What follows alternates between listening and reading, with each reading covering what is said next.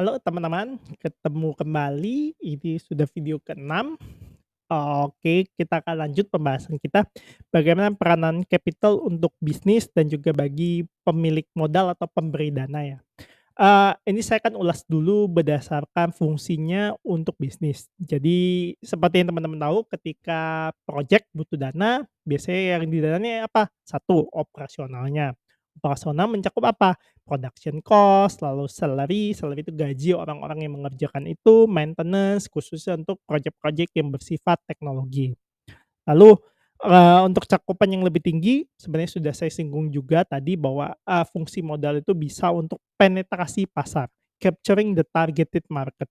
Jadi bagaimana kita mengembangkan marketing-marketing program ataupun marketing plan untuk mencoba menjangkau target pasar yang sudah kita bidik di awal pengembangan bisnis atau project tersebut. Lalu, ketika kita berhasil dapat pasarnya, tidak lupa funding itu, uang-uang dana tersebut bisa digunakan untuk, kepentingan penelitian dan pengembangan dari future products atau future services. Dengan kata lain sebenarnya entrepreneur itu adalah pihak yang membutuhkan dana untuk merealisasi idenya.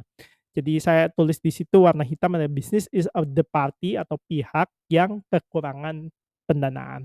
Kita tidak bisa menampik kalau orang biasa seperti kita uangnya terbatas. Uang terbatas itu maka kita butuh investor. Eee Ini pihak yang terkait biasanya kalau orang kaya kenapa mau menyumbangkan atau berinvestasi. Jadi, dari sisi perspektif finance, pihak-pihak yang kelebihan uang, itu kenapa mau menginvestasikan uang, kadang-kadang ada banyak faktor. Salah satu hal yang terpenting dari sisi manajemen keuangan yaitu melikuidasi uang yang nganggur. Jadi uang yang nganggur itu bukan hal yang baik bagi finance, karena ada opportunity cost yang hilang ketika uang itu tidak bergerak. Saya punya uang misalnya 10 triliun. Nah, kalau uang itu cuma buat uang pasif taruh di bank ya berarti saya cuma dapat uang terbatas pada bunga deposito. Tapi ketika uang 10 triliun itu saya kembangkan jadi bisnis jualan kafe aja, jangan-jangan uang jualan kafe itu return jauh lebih besar daripada uang deposito. Nah, seperti itu ideas-nya, melikuidasi uang yang idle. Lalu, uang yang diinvestasikan dalam project tersebut bisa menghasilkan value atau income yang lebih besar cuma daripada deposito biasa, bisa dalam bentuk interest kalau kita memberikan permodalan dan penuh utang atau dalam bentuk pembagian hasil atau dividen atas kepemilikan saham atas sebuah project. Nah, orang yang access fund ini biasanya, bingung uangnya mau didistribusikan ke mana, seperti itu. Hal menarik di sini adalah jadi karena ada gap dari kedua belah pihak tersebut, makanya ada platform yang namanya crowdfunding. Crowdfunding ini lahir untuk menjembatani 2 kebutuhan tersebut. Hanya memang ada beberapa question seperti, kalau saya kasih uang, dapatkah saya percaya sama orang ini? Dapatkah kita percaya sama founder ini? Apakah entrepreneur ini bisa menjadi eee the next Steve Jobs?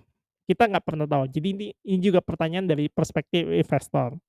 Lalu bagi investor juga, kalau memang gua harus taruh uang ke dia, apakah memang dia menghasilkan value yang lebih tinggi? Apakah produknya cukup unik sehingga diterima pasar? Nah, ini adalah concern dari investor. Dan terakhir, kalau memang saya harus memberikan uang untuk project si A, apakah yang diminta oleh pengelola atau entrepreneur itu terlalu besar? Mas, terus entrepreneur minta, "Saya minta 20 juta per bulan," padahal idenya belum menghasilkan uang sama sekali. Nah, ada gap seperti itu dari perspektif, eee, investor. Dari perspektif entrepreneur juga ada beberapa concern seperti investor cuma duduk-duduk aja, apakah worth it untuk kita bayar misalnya bagi hasilnya 10%? Apakah padahal saya yang capek-capek untuk melakukan usaha. Lalu baik investor maupun entrepreneur, apakah mereka setuju dengan idenya. Biasanya ada di entrepreneur-nya mau jalan ke kiri, investornya mau jalan ke kanan. Apakah mereka memiliki satu visi? Nah, gap-gap seperti ini yang menjadi tantangan dalam, menjembatani antara kedua pihak. Nah, hal ini akan sangat relevan ketika bisnis sudah berkembang pada saat expansion dan growth. Nah, di sini investor sama entrepreneur harus duduk bareng dan mengkalibrasi visi dan goal mereka atas perusahaan tersebut. Oke, nah ini adalah beberapa key area dari perspektif angel investor, apa saja yang penting. 1, biasanya angel investor itu concern dengan diversifikasi portofolio mereka. Jadi misalnya saya punya uang 10 triliun tadi, kenapa saya harus invest di kafe? Kenapa saya harus invest di film? Kenapa saya harus invest di toko buku? Kenapa saya harus invest di sekolah? Itu tergantung dari saya tuh udah punya portofolio sekolah belum? Kalau biasanya sudah punya, mereka agak reluctant atau tidak mau invest di sekolah lagi. Lalu life cycle, biasanya mereka juga concern, "Saya mau bikin kamera, tapi bukan kamera digital, kamera film biasa." Nah itu ingat, lihat lagi life cycle produknya apakah memang masih relevan untuk dunia digital saat ini.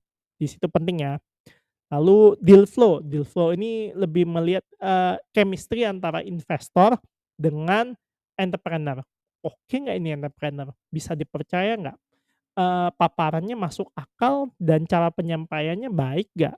Nyaman nggak bagi investor? Nah, di sini deal flow juga penting sekali untuk diperhatikan.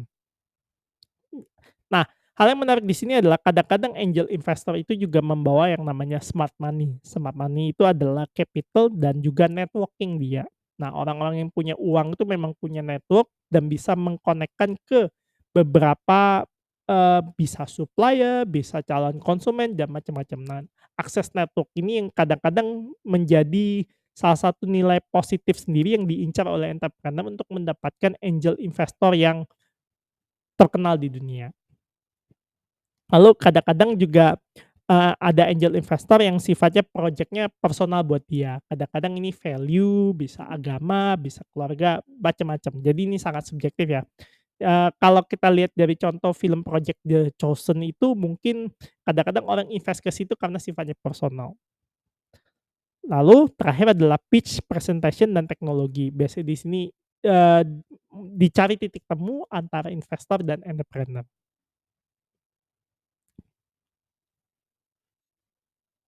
Oke, lalu ada 2 beda di sini, 2 perspektif, investor lead dan company lead. Lead itu artinya leading, jadi perusahaan ini atau project ini harus dipimpin oleh investor atau entrepreneur-nya atau founder-nya. Nah, ini pertanyaan yang tricky. Kenapa? Karena kalau investor lead model, sebenarnya itu menguntungkan bagi pemberi modal. Tapi kadang-kadang kalau investornya ngeyel, jadinya nggak fleksibel untuk pengambilan keputusan di lapangan. Lalu kalau company leads model kadang-kadang tricky. Kenapa? Kalau company lead berarti founder-nya yang mengambil alih, kadang-kadang ada kebijakan-kebijakan tertentu, dirasa terlalu boros oleh sang investor. Nah, oleh karena itu, hal yang terpenting dari problem ini bukan investor lead lebih oke dari company lead atau company lead lebih oke dari investor lead, yaitu bagaimana kedua belah pihak harus respect. Dari entrepreneur dia harus respect protection of investor dan mengedepankan transparansi dan keduanya belajar dalam pengembangan bisnis tersebut. Jadi bisnis itu sifatnya sangat dinamis. Nah, yang saya highlight di bawah adalah hal terpenting dalam mengkaji apakah investor lead atau company lead, is depend on the situation. Kalau memang lebih berpengalaman investor dalam bisnis, berarti akan lebih baik kita mencoba mencari masukan dari investor. Kalau memang company lead, pemimpinnya CEO yang sudah berpengalaman di perusahaan dan tahu dinamika, sedangkan investor cuma punya uang, berarti akan lebih baik dibiarkan menjadi company lead. Dengan tetap mengedepankan protection of investor, transparansi, dan learning proses dari bisnis tersebut.